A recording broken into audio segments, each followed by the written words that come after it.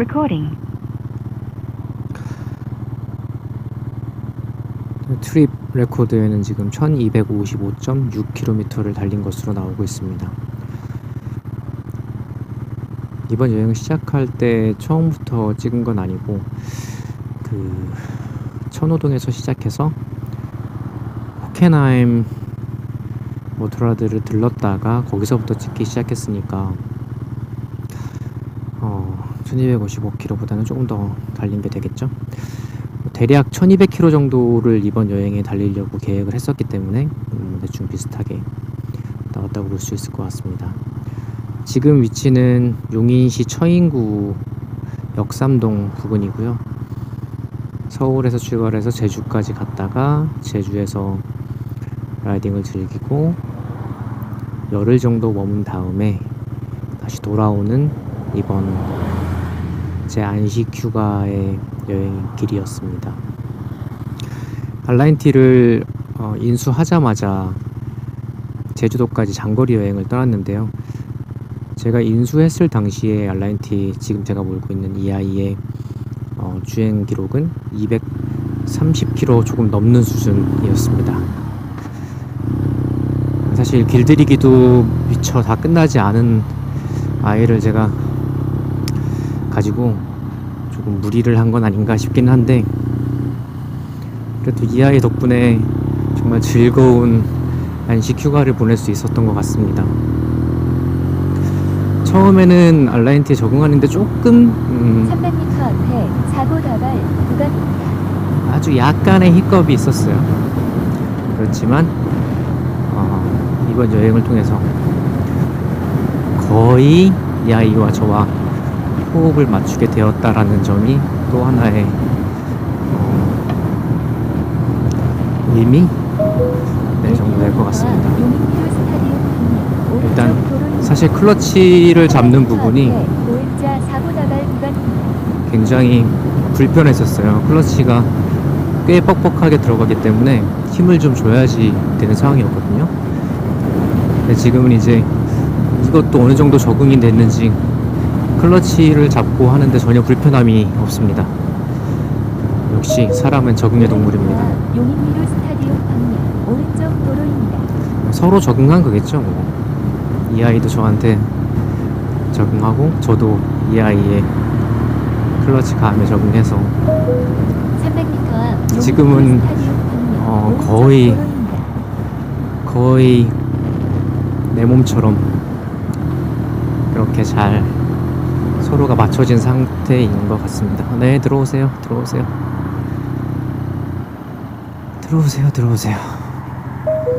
잠시 후 오른쪽 도로입니다. 600m 앞에 시속 60km 신호 과속 단속 구간입니다.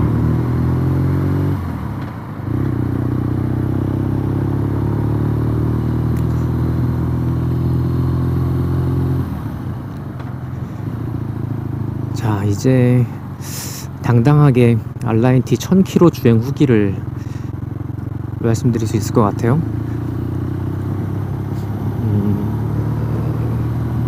명백히 1000km 넘게 저 혼자 딱 주행을 했으니까.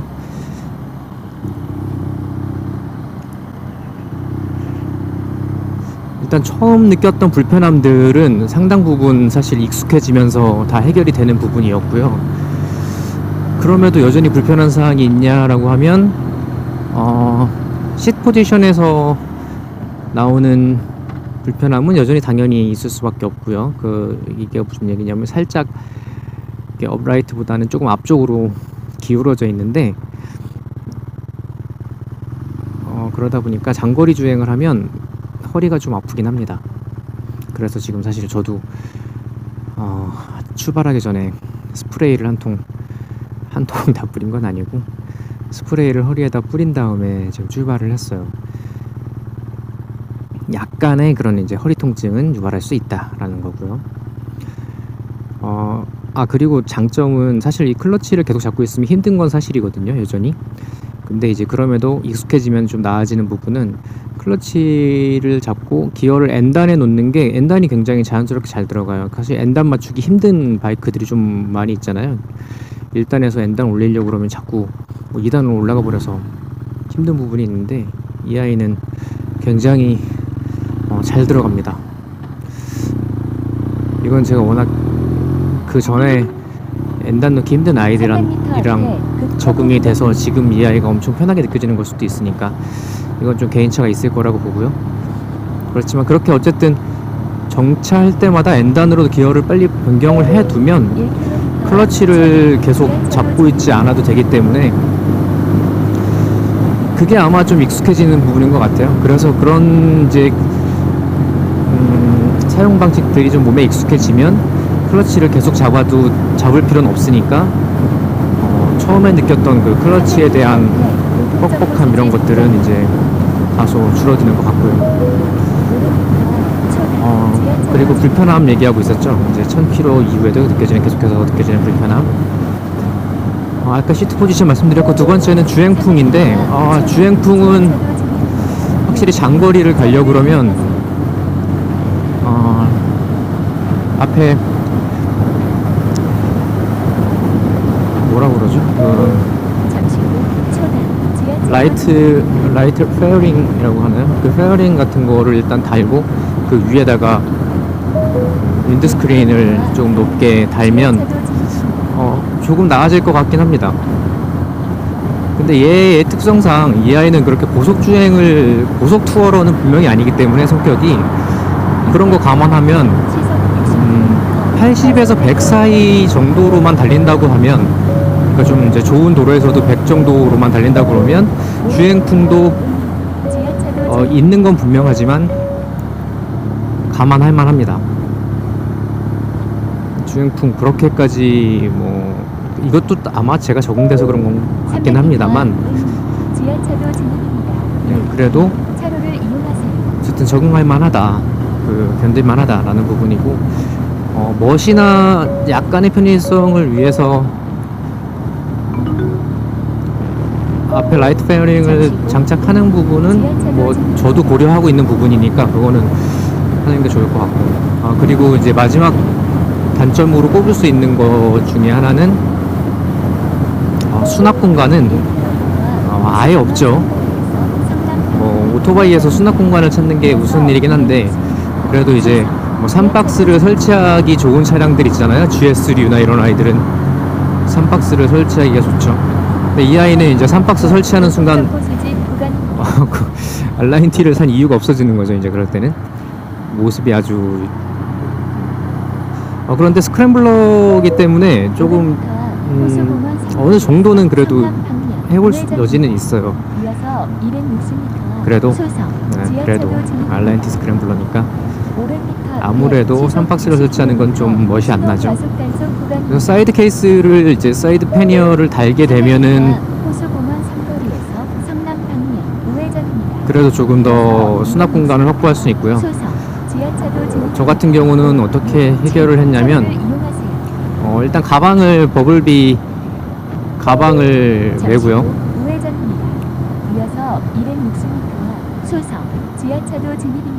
그리고 뒤에다가 조그마한 리어백을 하나 설치했습니다. 알파인스타 리어백인데 알파인스타 정품은 아닌 것 같긴 합니다만, 어쨌든 굉장히 그래도 이번 여행에 도움을 많이 준 리어백이고요. 수납 공간을 알라인 T가 굉장히 적은데도 불구하고 이 두 가지 백팩이랑 리어백 하나 산 것만으로도 제가 혼자서 열흘 정도 머물면서 지낼 만한 간단한 이제 세면도구류, 옷가지류 등을 넣고 다니기 충분한 정도의 수납 공간을 제공해 주었습니다. 그래서 앞으로도 저는 만약에 조금 더 장거리 여행을, 그러니까 이제 좀 1박 2일, 2박 3일 정도의 숙박을 요하는 장거리 여행을 하게 된다 그러면 지금 이 정도 구성으로 계속 할 것 같고요. 굳이 사이드백을 사야 되느냐는 조금 의문이에요. 뭔가 계속 싣고 다닐 것들, 그러니까 엔진 오일이 빠른 소모가 된다고 하니까 엔진 오일을 싣고 다닌다거나, 아니면은 기타 간단한 수리 키트 오른쪽 도로입니다. 뭐 이런 것들을 싣고 다니기 위해서 사이드백을 설치하는 거는 괜찮을 것 같은데, 잠시 후 오른쪽 도로입니다. 저는 계속해서 앞으로 주행할 때마다 지금 버블비를 아무것도 안 들어있는 상태에서도 메고 다닐 예정이거든요. 왜냐면 이게 안전에 상당히 도움이 되기 때문에 이거를 계속해서 메고 다닐 생각이고, 그러면은 사실 여기다가 이제 넣고 다닐 수도 있잖아요. 그러니까 굳이 사이드백을 사야 되느냐는 잘 모르겠습니다. 근데 멋은 생각하면은 사이드백이 할 만은 한 것 같긴 해요. 모르겠어요. 제가 나중에 또 지름신이 와가지고 살지. 단점은 이제 그 정도입니다. 단점 3가지. 첫 번째 시트 포지션, 두 번째 주행풍, 세 번째 수납 공간이 부족하다. 뭐 이건 사실 알라인트 사시는 분들이라면 이미 살 때는 다 알고 사시는 부분들이잖아요. 그래서 딱히 뭐 새로운 단점이다라고 하긴 어려울 것 같고,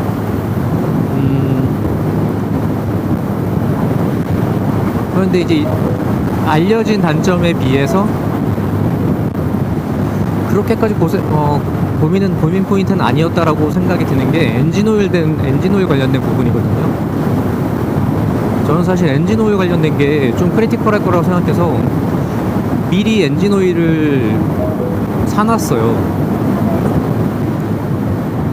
그래서 괜히 짐에다가 그 엔진 오일 한 통을 넣고 다녔는데, 이게 쓸 일이 있을 줄 알았는데 다니면서 계속 엔진오일 레벨을 체크를 했는데, 처음에 꽉 채우고 다니니까 1200km 넘게 다니는 동안에는 늘 만큼 엔진오일을 보충할 만큼 엔진오일이 감소하는 부분들은 없었습니다.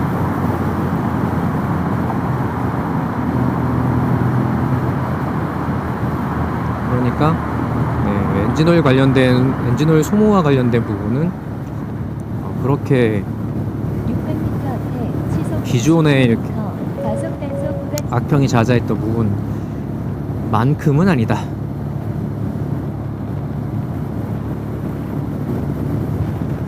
그만큼은 아니다. 1km 앞 우당로 고가차도 진입입니다.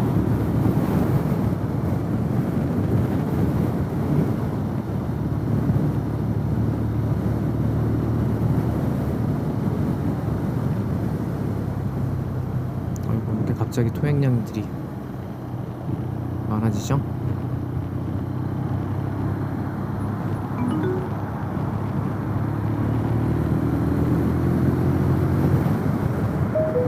오른쪽 앞 우당로 고가차도 진입입니다.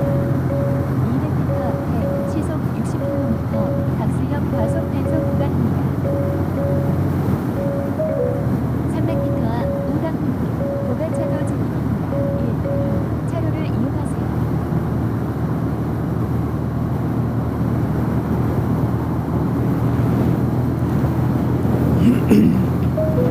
잠시 후 우당로 고가차도 진입입니다.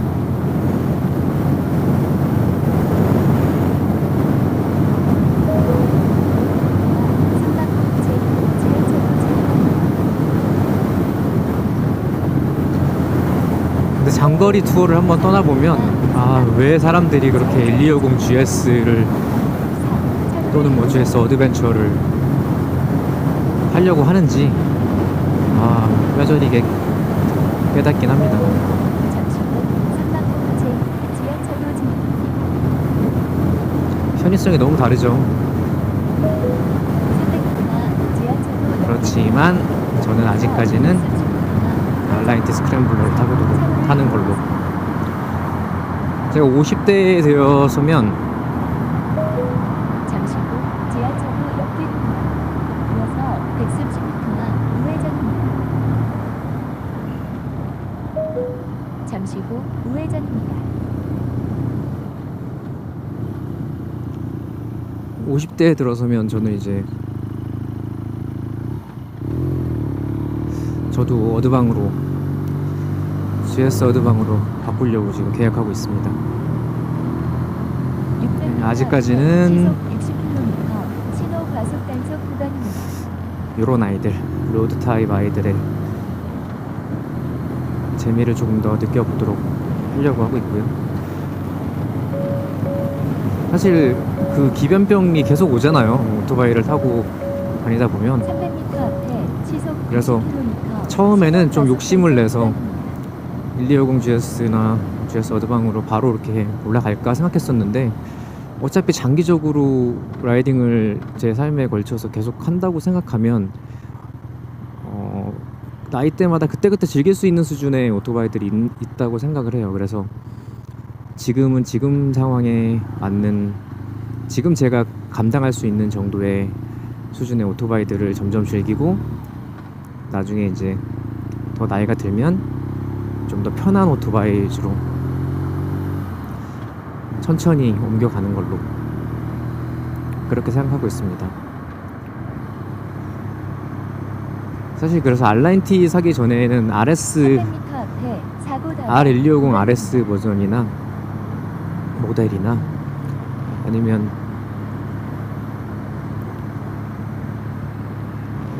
R1250R 같은 200m 모델을 앞에 사고 다발 구간입니다. 계속해서 고민하고 있었고요.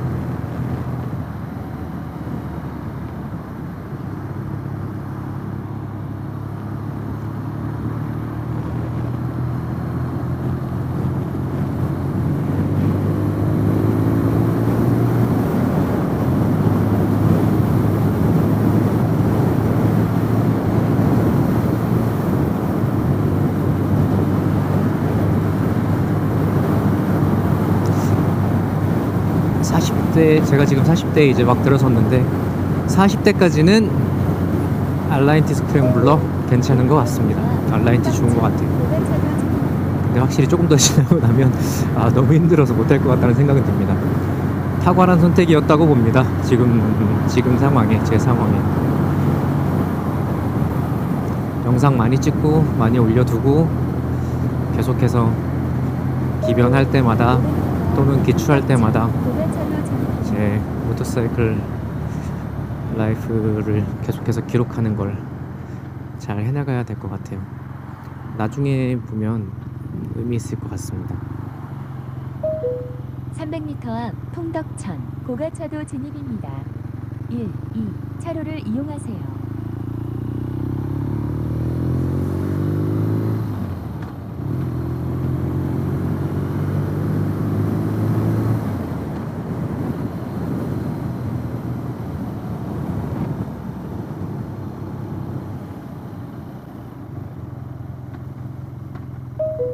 잠시 후 풍덕천 고가차도 진입입니다.